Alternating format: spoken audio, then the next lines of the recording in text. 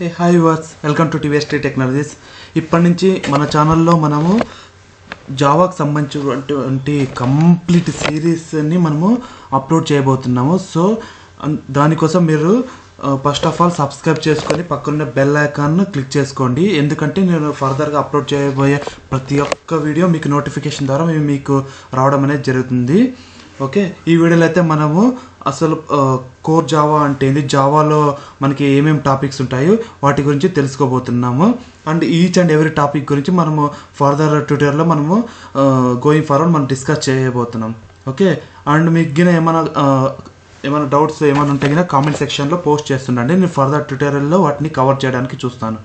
Okay, ఈ tutorial అయితే మనము జావా అంటే ఏంటి, అసలు జావా టాపిక్స్ ఏమేమి ఉంటాయో మనం చూద్దాం. ఓకే, జావాలో మనకి మామూలుగా కోర్ జావా అని అడ్వాన్స్ జావా అని ఉంటాయి. ఫస్ట్ వచ్చేసి మనము కోర్ జావా అంటే ఏంటో చూద్దాం. ఓకే, ఇందులో కాన్సెప్ట్స్ ఏంటో చూద్దాం.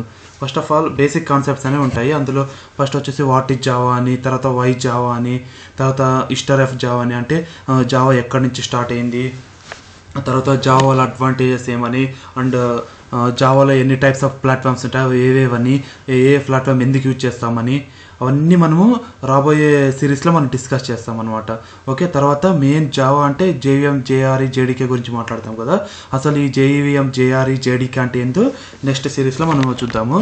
తర్వాత ఇప్పటి వరకు మనకు జావా స్టార్ట్ అయినప్పటి నుంచి ఇప్పటి వరకు ఎన్నైతే వర్షన్స్ అనేవి రిలీజ్ అయ్యాయో ఆ వర్షన్స్ అన్నీ ఏంటి, వాటిలో వచ్చిన అప్డేట్స్ ఏంటో అవి కూడా మనము ఫర్దర్ ట్యూటోరియల్స్లో డిస్కస్ చేద్దాము. ఓకే, నెక్స్ట్ వచ్చేసి జావాలో ఫండమెంటల్ కాన్సెప్ట్స్ ఏంటో చూద్దాము.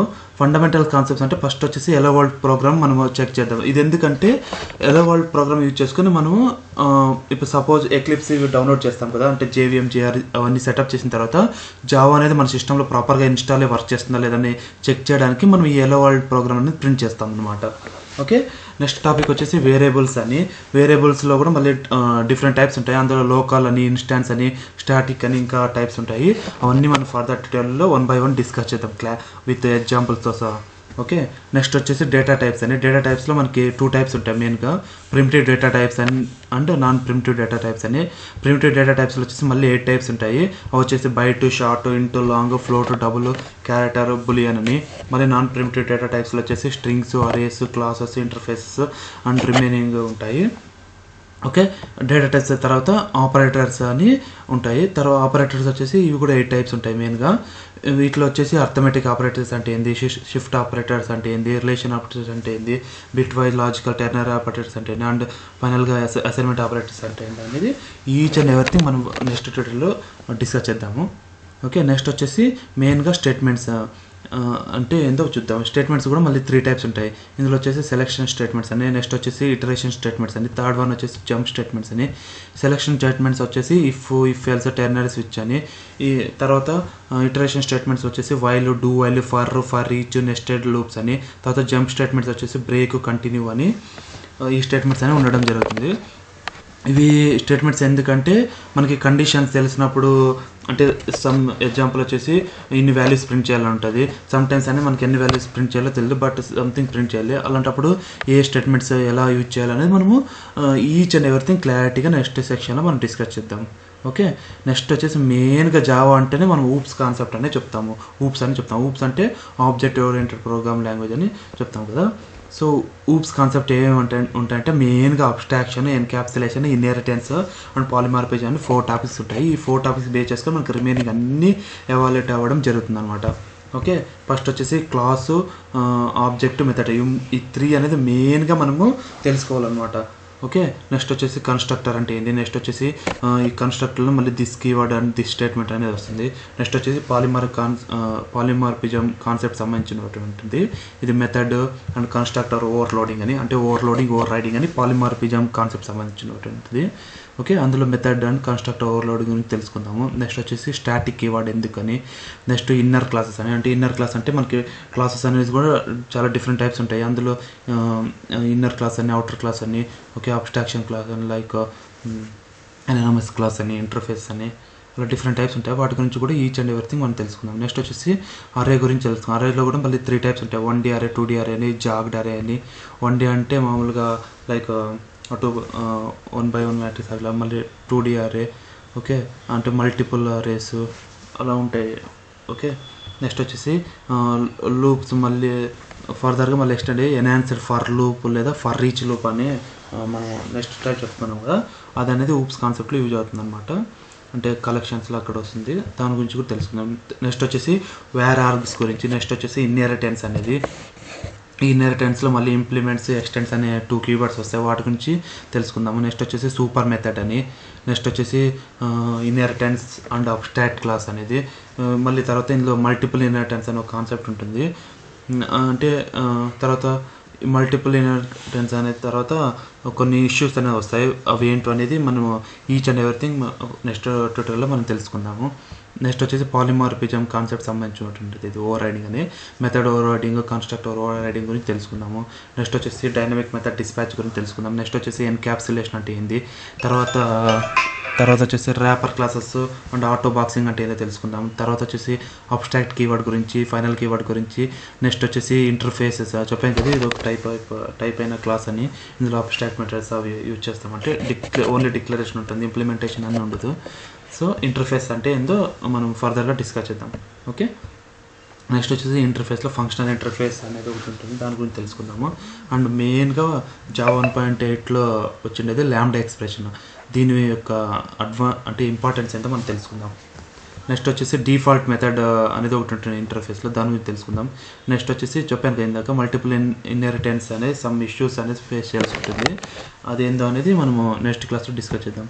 ఓకే. నెక్స్ట్ వచ్చేసి స్టాటిక్ మెథడ్ ఇన్ ఇంటర్ఫేస్, దీని గురించి తెలుసుకుందాం. ఇవన్నీ టోటల్ ఊప్స్ కాన్సెప్ట్ సంబంధించి ఉంటుంది జావాలో. నెక్స్ట్ వచ్చేసి మల్టీ థ్రెడ్డింగ్ అనే కాన్సెప్ట్ ఉంటుంది.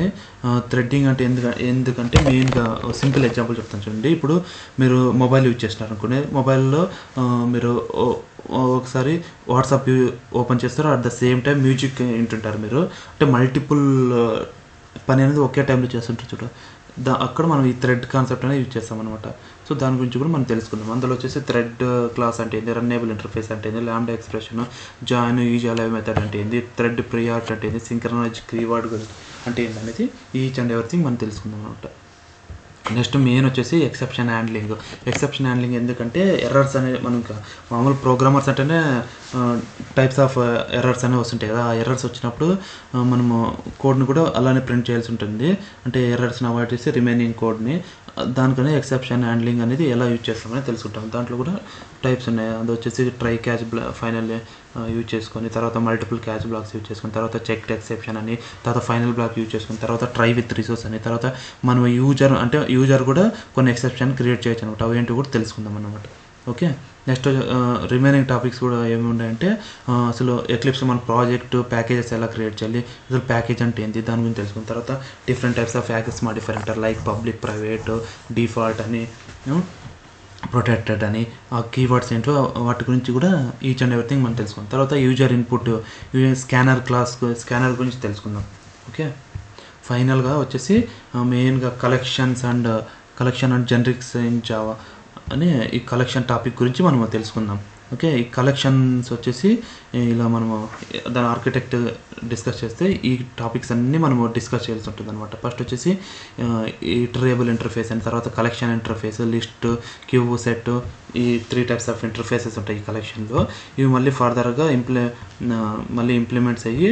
ఇంప్లిమెంట్ అండ్ ఎక్స్టెండ్స్ అయ్యి ఫర్దర్ క్లాసెస్గా డివైడ్ అవుతున్నాయి అనమాట. వాటిలో వచ్చేసి అరే లిస్ట్ అని, లింక్ లిస్ట్ అని, వెక్టర్, స్టాక్ అని, తర్వాత క్యూలో వచ్చేసి ప్రియారిటీ క్యూ అని, డీక్యూ అని, అరే డీక్యూ అని, నెక్స్ట్ సెట్లో వచ్చేసి యాష్ సెట్ అని, లింక్డ్ యాష్ సెట్ అని, సార్టెడ్ సెట్ అని, ట్రీ సెట్ అని, ఇలా టైప్స్ ఉంటాయి అనమాట. నెక్స్ట్ వచ్చేసి ఇంకొక కాన్సెప్ట్ మ్యాప్ అనే ఇంటర్ఫేసెస్ ఉంటాయి, దాంట్లో కూడా మళ్ళీ యాష్ మ్యాప్ అని, ట్రీ మ్యాప్ అని, ఇలా డిఫరెంట్ టైప్స్ ఆఫ్ కాన్సెప్ట్స్ అనేది ఉంటాయన్నమాట.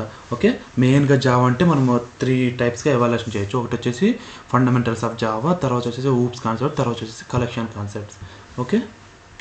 ఇది ఫ్రెండ్స్, ఈ వీడియోలో మనము ఈచ్ అండ్ ఎవరీ టాపిక్స్ గురించి మనము డిస్కస్ చేసాం కదా, and each and every topic with discussion and practical examples అనేటివి మనము ఫర్ దట్ ట్యూటోరియల్లో మనము ఈచ్ అండ్ ఎవ్రీథింగ్ మనము క్లీన్గా డిస్కస్ చేద్దాము. ఈ వీడియోలో కనుక మీకు ఏమైనా డౌట్స్ ఉంటే కమెంట్ సెక్షన్లో కమెంట్ చేయండి. ఓకే. నెక్స్ట్ వీడియోస్ మీకు నోటిఫికేషన్ రావడానికి దయచేసి మీరు సబ్స్క్రైబ్ చేసుకొని ఇక్కడ పక్కన ఉన్న బెల్ ఐకాన్ క్లిక్ చేయండి. అలాగే ఈ వీడియో కనుక మీకు నచ్చినట్లయితే దయచేసి లైక్ చేసి, షేర్ చేసి, సబ్స్క్రైబ్ చేసుకోండి. Okay friends, thank you friends.